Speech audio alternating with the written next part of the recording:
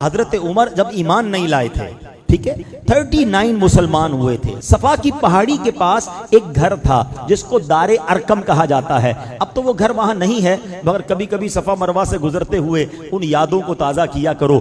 سوچو ہمارے صحابہ کی کیسی قربانی تھی۔ آج اس مسجد میں مائک لگا کر کھلے عام آپ اللہ رسول کی بات کر رہے ہیں۔ ایک دور ایسا بھی تھا کہ سجدہ کرتے تھے تو مار پڑتی تھی، نماز پڑھتے تھے تو مار پڑتی تھی، اللہ کا نام لیتے تھے تو مار پڑتی تھی، اتنا ستایا جاتا تھا۔ کعبہ سامنے تھا، کبھی سوچو صفا کی پہاڑی اور کعبے کے درمیان ڈسٹنس کتنا ہے، بہت تھوڑا سا، کیونکہ کفار مارتے تھے، اتنا خوف، اتنا ظلم تھا۔ 39 مسلمان ہیں اور حضرت عمر ابھی ایمان نہیں لائے۔ حضرت عمر نے تلوار لی اور تلوار لے کر کہیں جا رہے ہیں۔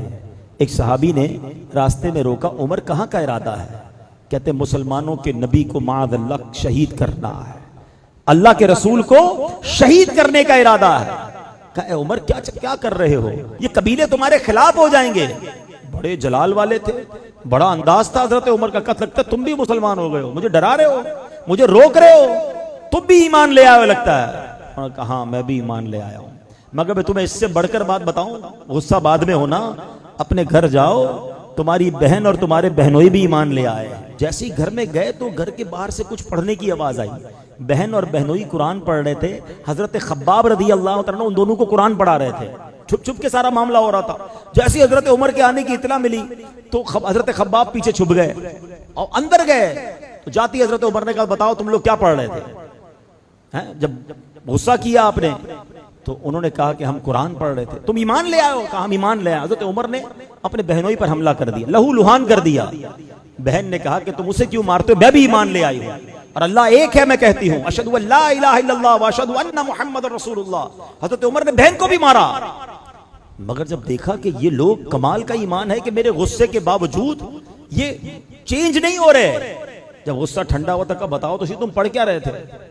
تو بہن بھی کیسی بہن ہے کہ تم اللہ کے کلام کو ایسے نہیں پڑھ سکتے، پہلے تمہیں غسل کرنا ہوگا یا وضو کرنا ہوگا۔ میرے رب کے کلام کو پاک لوگ ہاتھ لگا سکتے ہیں۔ اب تلاوت قرآن ہوتی ہے، آئے ہائے، قرآن کا ایک ایک لفظ نور بن کر حضرت عمر کے دل میں داخل ہو رہا ہے۔ اب کیا ہوا؟ کہ مجھے اپنے نبی پاک کے پاس جانا ہے۔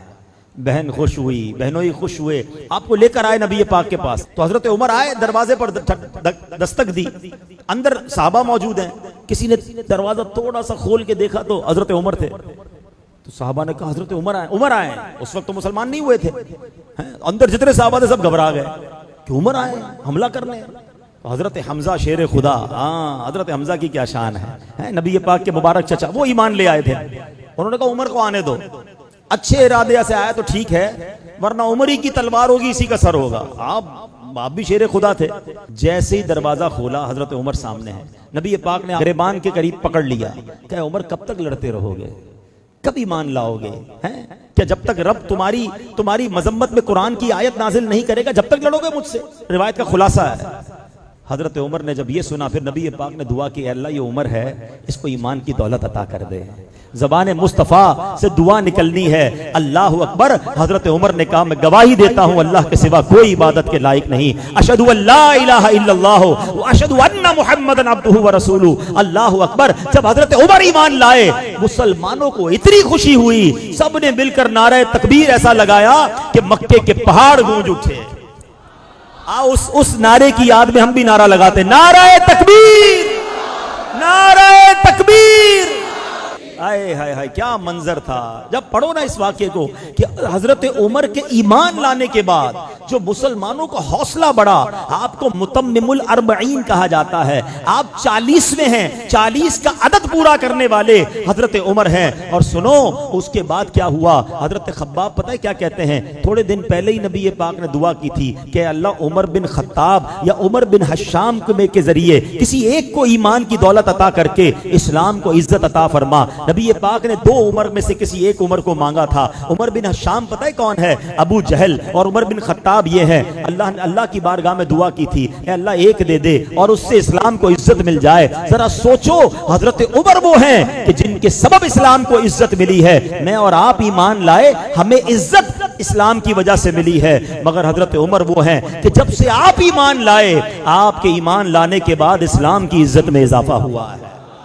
کئی بار سنا ہوگا وہ شعر، اب آؤ اس کا ترجمہ سمجھ آئے گا۔ نبی پاک بڑے غمزدہ تھے، ان بدبختوں نے بڑا تنگ کیا ہوا تھا، اور آقا نے دعا کی تھی اے اللہ عمر کو اسلام کی دولت دے۔ جب آپ ایمان لائے تو نبی پاک کے دل کو کیسی ٹھنڈک ہوئی۔ سنو، بریلی کے تاجدار لکھتے ہیں، ناریوں کا دور تھا، دل جل رہا تھا نور کا، ناریوں کا دور تھا، دل جل رہا تھا نور کا، تم کو دیکھا ہو گیا ٹھنڈا کلیجہ نور کا۔